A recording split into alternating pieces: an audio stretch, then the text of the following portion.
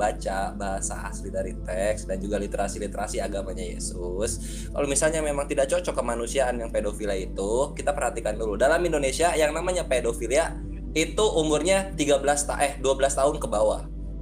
Batasnya 13 tahun secara KUHP, secara pidana KUHP ya. Perhatiin ini. Nah, kalau misalnya kita merujuk kepada hukum Indonesia, maka yang pedofilia dalam keimanan agamanya Yesus ada dua. Dalam keimanannya agama Yesus ada dua yang kena pedofilia. Pertama, Maria itu umur 12 tahun menikah dengan Yosef di umur 90 tahun. Di Katolik Ensiklopedia ayat ketiga. Lalu kemudian ada Ribkah umur 3 tahun menikah dengan umur 40 tahun. Jedor pedofilia nggak tuh? Jangan dibantah. Itu punya Katolik, yang satu lagi punya Yahudi. Kalian para penganut sola scriptura nggak boleh ngebantah, karena kalian hanya berlandaskan pada kitab suci. Nggak tahu kalian tradisi suci, nggak tahu kalian bagaimana tradisi oral. Selamat datang di kebenaran, jangan terguncang. Begitu. Lanjut Uni. Lagi ke dunia, dia kan tidak dia tugasnya kan untuk apa sih gitu? Karena kan dia Iya, tentu Bani Israel sampai sekarang masih ada. Bani Israel sampai sekarang tidak akan punah. Bani Israel ya. Bani Israel itu ada, dan lagi pula Nabi Isa itu ada tugas yang diemban olehnya, salah satunya membunuh Dajjal. Ya. Itu adalah tugasnya. Ya.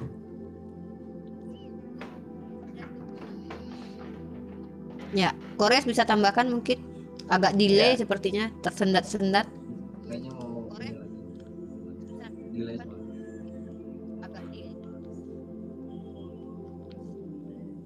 Ya, Kores. Iya nih sinyalnya tersendat-sendat nih kayaknya di Unia. Di kita jelas, cuma nyampainya tuh agak terlambat. Ya kalau aku namanya benar yang Uni bilang ya, dalam Islam itu nabi terakhir itu hitungannya adalah nabi yang dilantik menjadi nabi yang terakhir gitu. Nabi Isa kan dilantiknya udah kemarin-kemarin. Turun ke bumi itu bukan berarti dia mendapatkan pelantikan nabi lagi. Masa jadi 2 kali jadi nabi kan enggak. Jabatan nabi kan seumur hidup gitu loh. Nah kalau Islam itu dari pelantikannya, dah kelar satu, dah gitu. Terus sekarang gini, Khataman Kecil suaranya, Kores. Khataman Nabiyyin itu gelarnya Nabi Muhammad SAW. Itu di Al-Quran loh. Nabi Isa bukan Khataman Nabiyyin. Jadi gimana mau dipanggil Nabi terakhir Nabi Isa? Begitu akhi.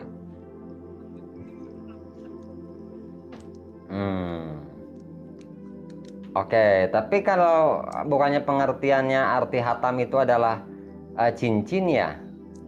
Atau apa sih? Kalau dalam bahasa Arab itu kalau nggak salah ya, bukan hanya berarti pengakhir atau penutup gitu. Konteksnya dilihat gitu. Kalau misalnya memang bisa cincin ya, masa Nabi cincin? Halo Uni. Saya coba turunkan Priga dulu, kayaknya Priga ada masalah delay ya. Bentar, coba kita yang lain dulu. Ya itu.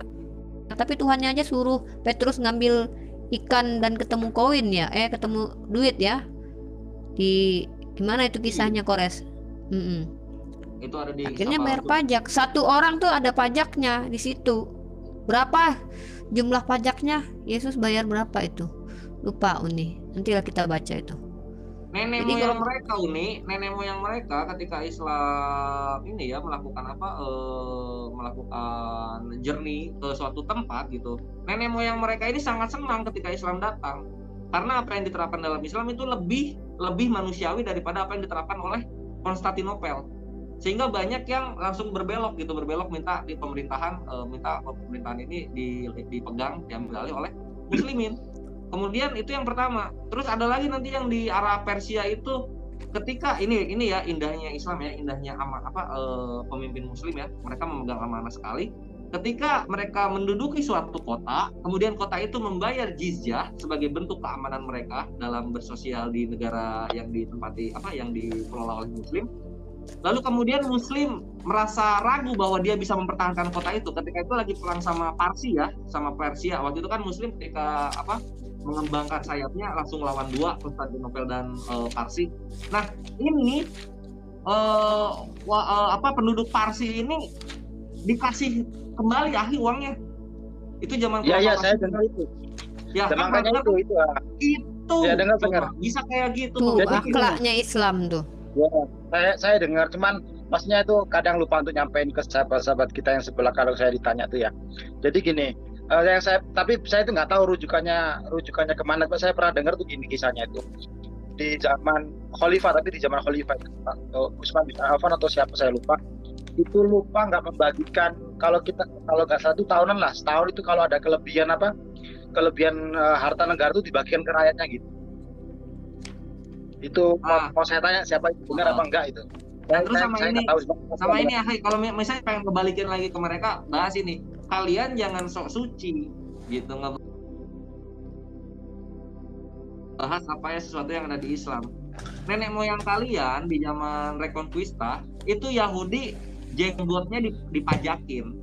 Mereka kalau mau nyembeli hewan untuk korban mereka itu dipajakin. Koser ya, kalau dikatakan halal, kalau mereka kasrut itu jamak dari koser atau makanan yang boleh dimakan oleh orang Yahudi. Nah itu dipajakin. Rabi mereka, kalau misalnya ada rabinya dipajakin. Bait sucinya mereka, bukan bait suci, sinagogenya mereka kalau ada itu dipajakin. Apa kurang biadab kayak gini?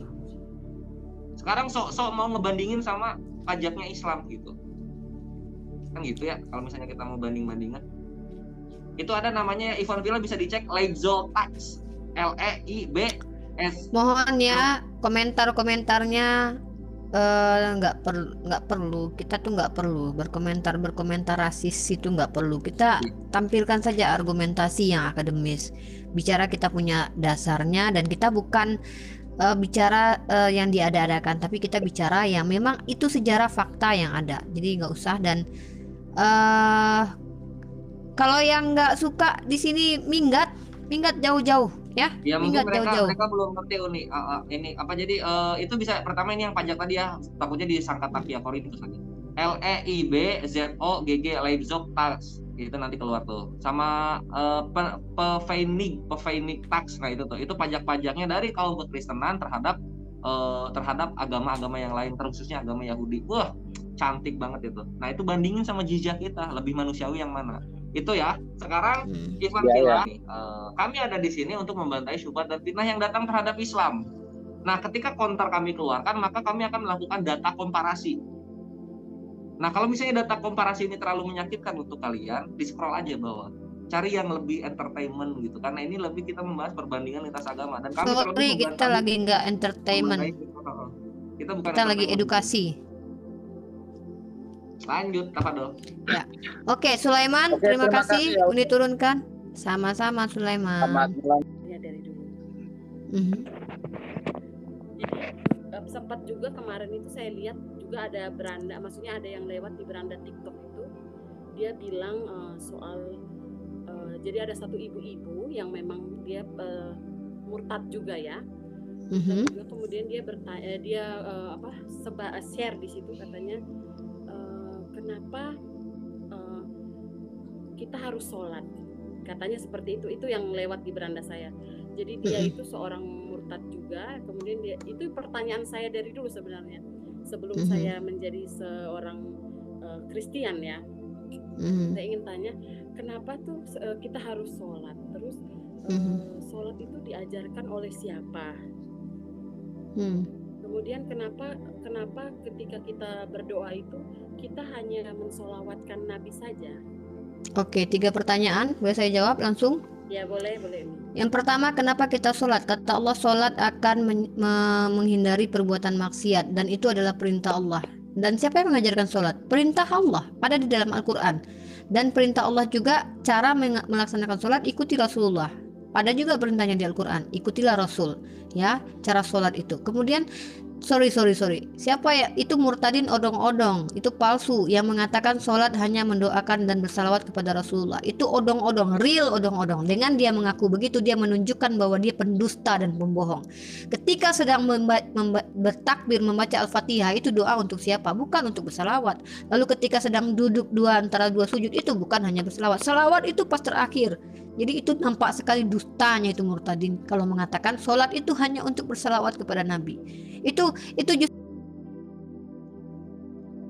justru membanggakan saya dengan pernyataan dia begitu. Dia menunjukkan bahwa dia adalah pendusta. Karena Iya, ketika sholat itu banyak sekali. Itu yang rambut panjang itu, yang mantan artis katanya itu, yang ada di Manuk Bulu. Kalau nggak salah kita pernah reaction itu. Si Bamtri itu udah tampilin itu murtadin itu kemarin itu. Yang cewek rambut panjang itu kok Kores. Iya, Dia mungkin bilang ya, berarti kayak- sholat itu apa kata dia, saya nggak mau dibohongi dengan sholat kata dia. Dia aja nggak ngerti apa sholat itu. Jadi itu adalah dusta. Pimpinan cabang Nusantara itu mana mereka ngerti Arab, mana Pokoknya mereka kalau ngerti ada Ibrani, murtadin-murtadin mana di mereka Manuk Bulu, ngerti Yunani. Iya, iya, iya. yang di Manuk Bulu itu kami sudah reaction semua kak. Atau kami mereaction itu yang dusta-dusta bohong itu. Ada yang bilang katanya apa namanya di dalam Al-Quran itu Isa adalah Tuhan. Itu pendusta itu. Dia bilang sholat itu selama ini saya dibohongi dengan sholat hanya bersolawat. Dan asal kakak tahu, kakak baca kitab kakak. Barang siapa yang merahmati Abraham, maka aku akan merahmati juga. Barang siapa yang mengutuk Abraham, maka juga akan kutuk. Siapa yang merahmati sampai sekarang? Setelah kami bersalawat untuk Nabi Muhammad, kami bersalawat untuk Nabi Ibrahim dan keturunannya. Jadi bukan cuma Nabi Muhammad yang kami salawatkan, Nabi Ibrahim pun kami salawatkan. Bahkan kami bukan untuk Nabi Muhammad saja, dan sahabatnya dan orang-orang soleh pun kami berkirim salam kepada orang-orang soleh. Dan ketika sholat itu bukan cuma salawat yang kami baca. Ketika si murtadin itu mengatakan begitu, justru menambahkan keimanan kami, membuktikan bahwa dia pendusta. Iya, sebenarnya Yang lucu gini loh, logikanya bertolak gini. saya sebenarnya dari Mariben, aku nambahin dikit. Yang lucu tuh begini, itu murtadin itu muji-muji manusia nggak suka, tapi menyembah manusia bisa gitu kan, lucu. Coba logikanya di mana? Bersalawat itu memuji, menyampaikan salam. Itu berbeda dengan penyembahan. Ketika kami bersalawat merasa aneh, merasa heran, kenapa bersalawat mendoakan? Padahal di dalam kitab Kejadian sendiri, Abraham itu barang siapa yang memberkati Abraham, aku akan merahmati juga. Kata Tuhan di Bani Israel. Ya, ya betul, itu saya tahu. Nah, itu yang menjadi pergejolakan saya sebenarnya dari dulu, seperti itu. Ya, kakak sekarang tanya, apa yang membuat kakak tidak mau menjadi muslim? Mungkin itu yang perlu yang kakak jelaskan. Kami yang bisa yang akan menjelaskan kenapa Islam tidak layak bagi tidak kakak terima dan apa salah Islam. Maka kami akan meluruskannya. Kakak silakan bertanya kepada kami, kenapa kakak, atau saya yang bertanya, kenapa kakak tidak menjadi muslim? Itulah mungkin. Atau kenapa kakak keluar dari Islam? Nah, itulah pertanyaan itu. Sebenarnya Kita bahas tentang Islam. ya, jadi dari dulu itu kan memang saya itu bukan anak yang seperti yang lain yang kayak rajin sholat ya, seperti itu. Kita itu lebih banyak yang tidak mengikuti gitu peraturan dari bapak saya gitu kan, yang istilahnya diajarin harus sholat yang gimana, saya tuh kayak membangkang gitu dari dulu. Mungkin kebetulan karena saya juga sekolah di lingkungan yang memang berbeda agama dengan saya, kemudian saya mendapatkan seperti kayak masukan-masukan gitu kan dari mereka.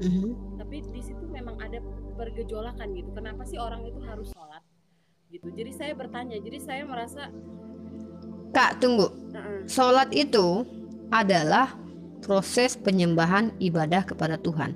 Apakah hanya umat Islam yang sholat? Kalau masalah bersujud Kak, Yesus pun bersujud Kak.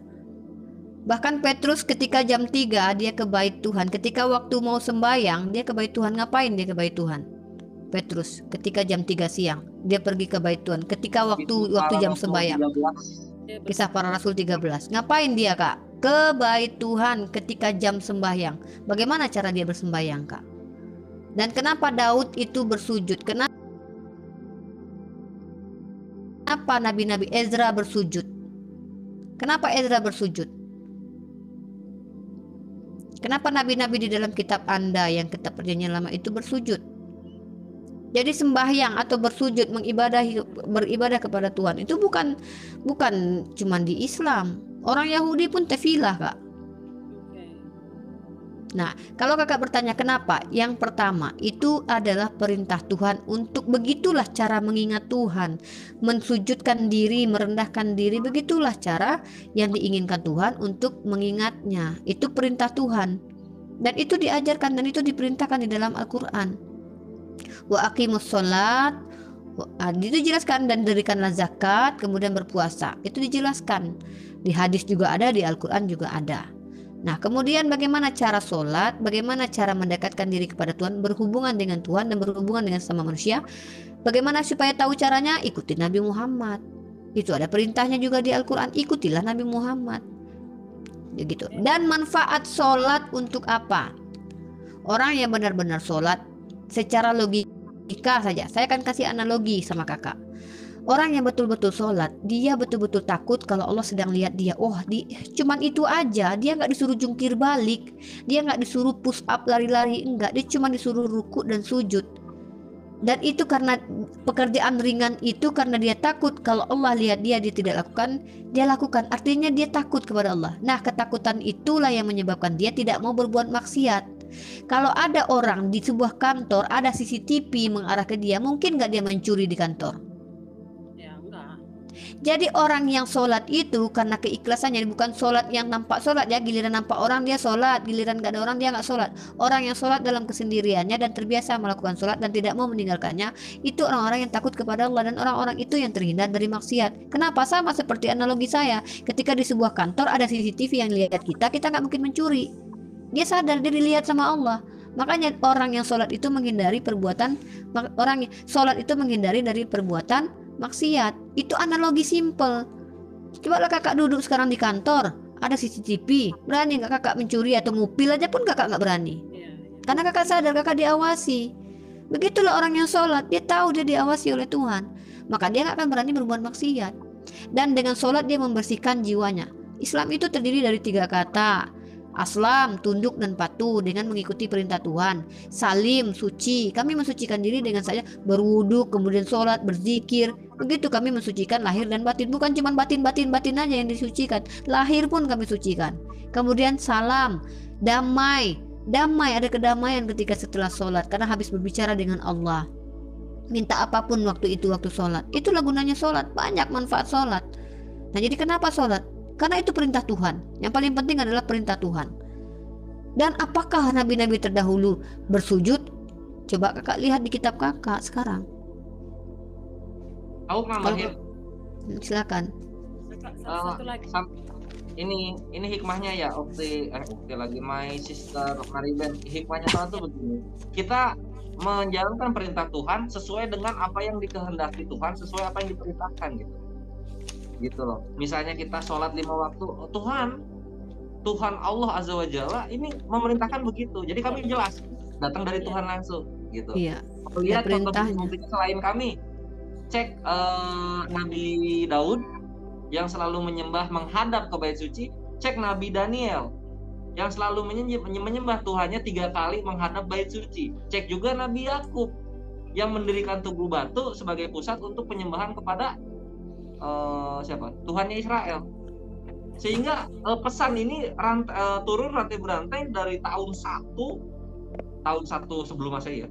Tahun 1 sebelum Masehi sampai sekarang 2021 sama.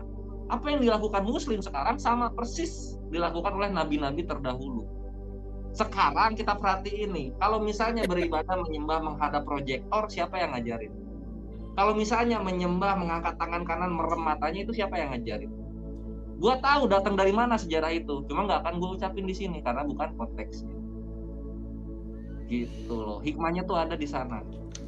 Kalau alasan yang lain kak, mungkin tadi alasan kakak keluar dari Islam. Sekarang alasan kakak masuk Kristen apa? Karena bukan kedamaian di situ ya, maksudnya kayak jawaban. Karena pikiran saya itu seperti ini. Saya itu sholat untuk Nabi Muhammad gitu. Itu pemikiran saya ya. Berarti kakak nggak tahu, nggak pernah, karena kakak nggak pernah sholat kan? Jadi yang di pikiran saya adalah sholat dengan puasa itu untuk Nabi Muhammad, begitu loh. Itu pemikiran. Ya, nggak apa-apa. Berarti kakak keluar dari Islam bukan karena paham Islam, tetapi justru karena memang tidak tahu Islam dan tidak menjalankan syariat Islam. Ya wajar sih.